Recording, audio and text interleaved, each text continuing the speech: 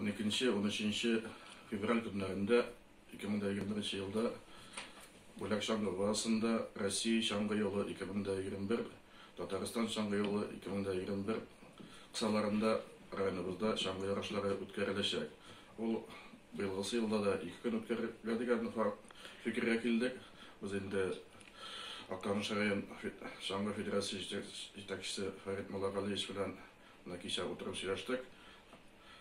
Birinci gün indi biz bağlar bakşaları nanileri bilen başlayıp jibersek hem başlangıç klası kuşlar diplomlaştırabız. O bizden olacak 12. Fevral günü, hem indi 2. günde indi biz 5. klastan başlap, hem indi kim Şangı'da yürüygetleri var, 70 yaşında, 80 yaşında özünün dert itibrisite şu Şangı yolunda kütüp kalabız. Şu 2 günge indi biz barısı 20 start planlaştırabız.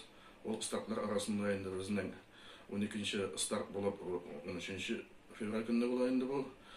VIP personellar şayıp start alacak. Onda indi uyuşma, предприятие, учреждение, yetekçileri, ağıl başlıkları, iratları hem katın kızları arasında VIP zabek деп айтабыз indi. Аны da biz uyuşturacakmız. Hem indi благодарение Хайрия fondu özüne prizlerini buldurdu.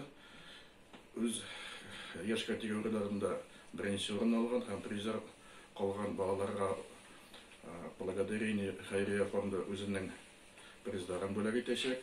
Hem indi yaşlar işleri sport hem turizm bölüğü özünün gramotasını bölük etecek.